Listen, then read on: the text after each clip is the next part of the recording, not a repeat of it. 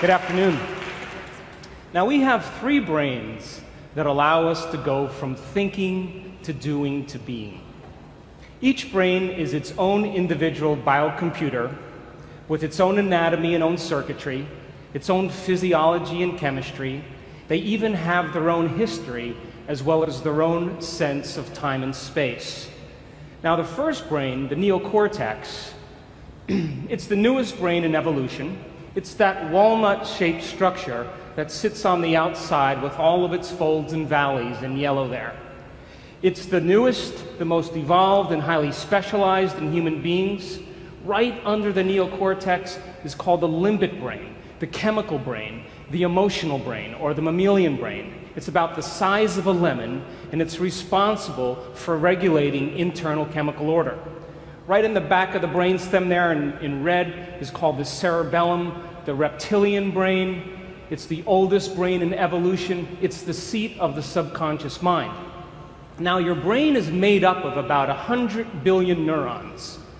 If you took 100 billion sheets of paper and stacked them on top of each other, it would be 5,000 miles high. That's the distance from Los Angeles to London.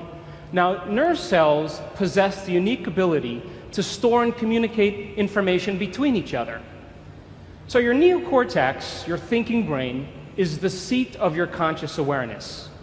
You're listening to me right now with your neocortex. And what the neocortex loves to do is to gather information. And every time you learn something new, you make a new synaptic connection in your thinking brain. That's what learning is. Learning is forging new connections. And every time you learn something new, your brain physically changes.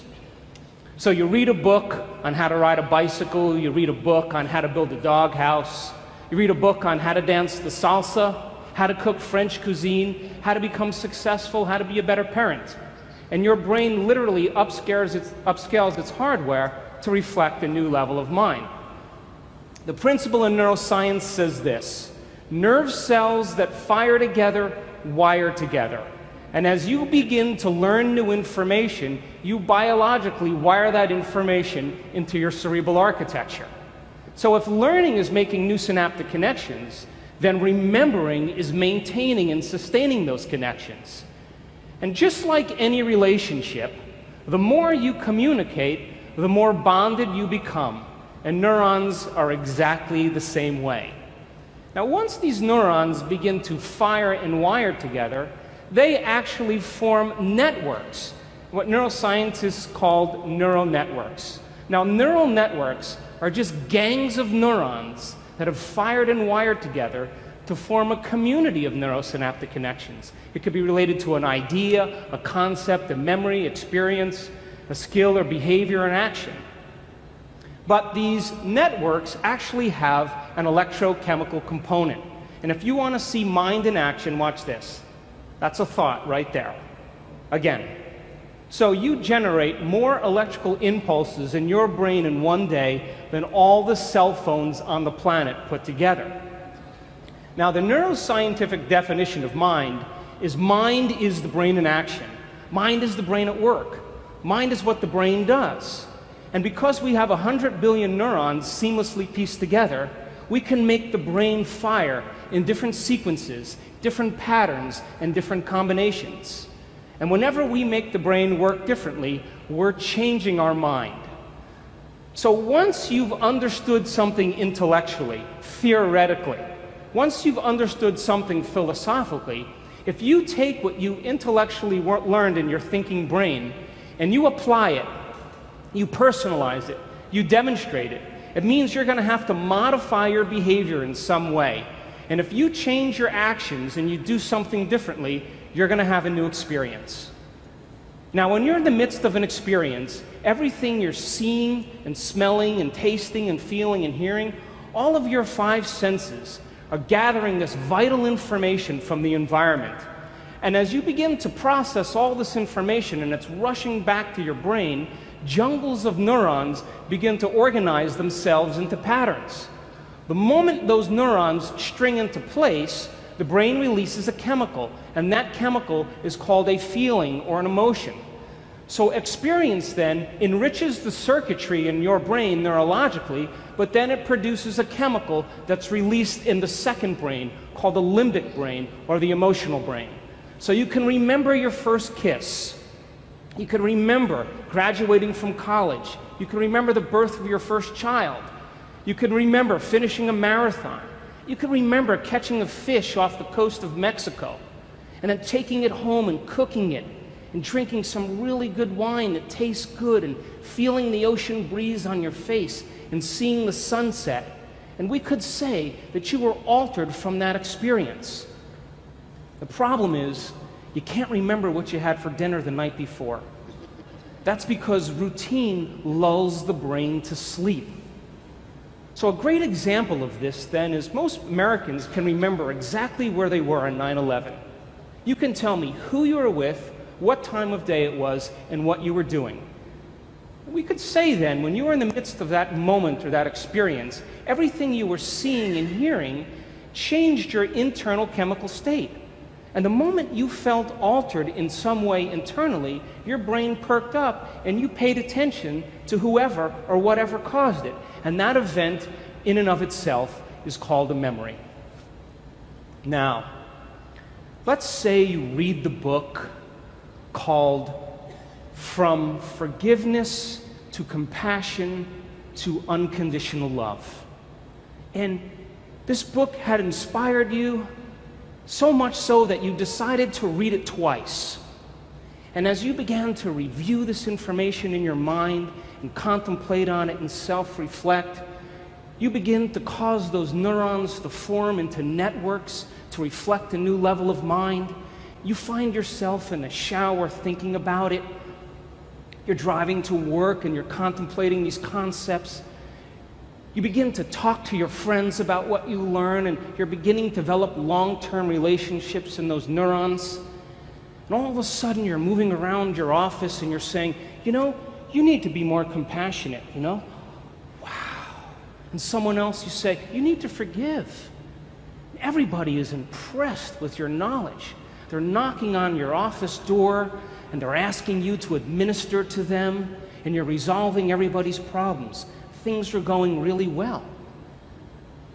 And all of a sudden you're driving home from work and you get a call on your cell phone and it's your spouse. And your spouse tells you that they forgot to mention in the morning that it's your mother-in-law's birthday. And you pull over on the side of the road and you think, I hate my mother-in-law. She hurt my feelings 10 years ago. She tells the same stories over and over again. And you begin to remember that you had some pretty stressful moments that branded you emotionally from your past with your mother-in-law. Now, stress is when your body's knocked out of homeostasis. Stress is when your body's knocked out of balance. Now, when you see a lion, you begin to turn on a primitive nervous system. But it doesn't even have to be a lion. You could see your mother-in-law, and it produces the same exact effect. Now, let's go one step further. It doesn't even have to be the physical appearance of your mother-in-law. You can begin to think about certain things and auto-suggest, and you can turn on the stress response just by thought alone. Now, your body is your unconscious mind. It does not know the difference between the actual experience in reality that produces the emotion and the emotion that you fabricate by thought alone. To the body, it believes it's in that experience. So the moment the limbic brain begins to make a blend of neuropeptides, it begins to signal the hormonal centers, and you get a rush of energy to prepare you for this event, real or imagined. Now, the moment that happens, you become altered in some way. The fight or flight nervous system causes your pupils to dilate, your mouth gets a little dry, all of a sudden your heart rate begins to change, your respiratory rate changes, and blood is being sent to your extremities, and now you're prepared to either do battle with your mother-in-law or never go to the dinner, to stay and run, stay and fight, or to run. Now, what was once highly adaptive, all of a sudden is now maladaptive. Because when we turn on the stress response and we can't turn it off, now we're headed for disease. So then you're sitting on the side of the road, and then you think, I read the book on compassion. Damn. And the moment you begin to think about what you have to do, something very natural happens. You begin to think about what you were thinking about. You begin to pay attention to how you're reacting. You begin to notice how you're feeling. And that concept in neuroscience is called metacognition. We can observe who we're being. And because we can observe who we're being, it means we could modify our behaviors to do a better job in life. So now the frontal lobe is the seat of your awareness. It's the home of the you and the me. And as you begin to think about who you no longer want to be, the frontal lobe acts like a volume control.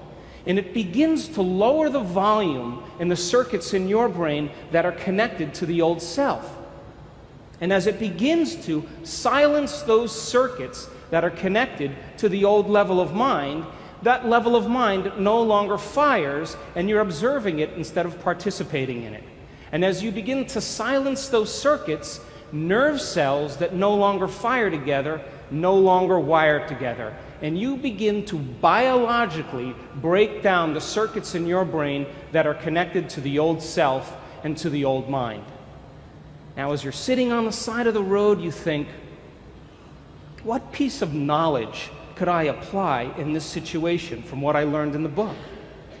And as you begin to plan your actions, and you begin to think about a new way of being, and you begin to put yourself into the equation, your brain naturally begins to fire in new sequences and new patterns and new combinations. And whenever you make your brain work differently, you're changing your mind, because mind is the brain in action.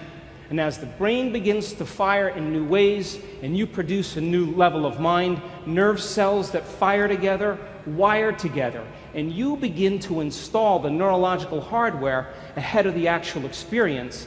And now you have circuits in place to use when you get into that dinner. So now, as you ask yourself, what is compassion? And you begin to remember all these different things that you learned in the book, the frontal lobe, like a great symphony leader, begins to synchronize these circuits. And when it begins to produce a certain level of coherence, a certain level of mind, your brain naturally creates a hologram or an image. And that image then becomes the internal representation of what you are going to use when you walk into that dinner. We would call that intention. Now, there's a very, very unique shuffle that kind of goes on microscopically between different circuits in your brain. You're trying to fire this new thought called compassion. But remember, you fired and wired all these other circuits based on the last 10 years. So as you're beginning to fire this new thought, all these other thoughts are saying, you hate your mother-in-law, you don't want to go to that dinner, why don't you start tomorrow? This isn't a good time to do this. But if you persist with a certain amount of amplitude, and you put your attention behind that thought, sooner or later, that thought will be the strongest and loudest voice in your head. Now, the moment that becomes the loudest voice in your head, the brain has to seal that circuit more permanently. So when the action potential is firing down the neuron from the presynaptic cleft to the postsynaptic cleft, there's a glue that seals the circuit called neural growth factor, and it travels in the opposite direction. But there's only a certain amount of that neural growth factor to go around. So it starts to steal the glue from the neighboring circuits. And when that happens, there goes your memory of your mother-in-law hurting your feelings 10 years ago. There goes the thought that you hate her. There goes the impatience. There goes the intolerance. And the only signal now that's traveling to that neuron is called compassion. Now, every place where one neuron connects with another neuron is a memory. When this happens, you begin to biologically and neurologically prune away the old memory of the old self. And this is the science of changing your mind. If you want to see what it looks like in real time, let's try that again. You want to see what it looks like in real time, unhooking from the old self, reconnecting to the new self. This can happen in moments. Now, get back on the road, you make your U-turn, You're heading to the dinner. You're reminding yourself who you no longer want to be, silencing those circuits in the brain. You begin to think about who you do want to be based on the knowledge you've learned, and you're priming your brain ahead of the actual experience. You walk into the dinner and you get your behaviors to match your intentions. You get your actions equal to your thoughts. You get your mind and body working together, and you do exactly what the book says. The moment that happens, all of a sudden, you feel compassion. Now, the moment your heart begins to open and you feel compassion, you are teaching your body emotionally to understand what your mind intellectually understood. You see, knowledge is for the mind, but experience is for the body. And when we begin to experience compassion, now we are embodying knowledge. The word is becoming flesh, and the limbic brain makes a new batch of peptides that signals the body, and you begin to literally change your genetic expression because there's new information coming to the gene. And epigenetically, we signal genes from the environment. And you're changing the fabric of you because you're instructing your body chemically to understand what your mind has intellectually and philosophically understood. But it's not enough to do it once. You can't forgive your mother-in-law one time and expect to be on the stained glass windows in church. You got to be able to repeat the experience. You got to be able to do it over and over again. You have to do it so many times that you no longer have to think about it. And when you do it over and over again, you neurochemically condition the body to memorize compassion as well as the conscious mind. And when that happens, when the mind and body are working together, or the body knows as well as the mind, you activate that third brain called the cerebellum, the seat of your subconscious mind. You've practiced it so many times that you know how, but you don't know how you know how. It's automatic. It's second nature. It's easy. It's a habit. It's a skill. It's an automatic behavior. And when you get to this level of memorizing an internal chemical order, a level of innate now, it's so innate in you that it's who you are. When you get to that point where no person, no thing, no experience can remove you from it, because you have sustained this level of coherence, now you're in a state of being. And so the way we transform the world is we transform ourselves. And when we're in that state of being, we give people permission to do the same. Thanks for listening.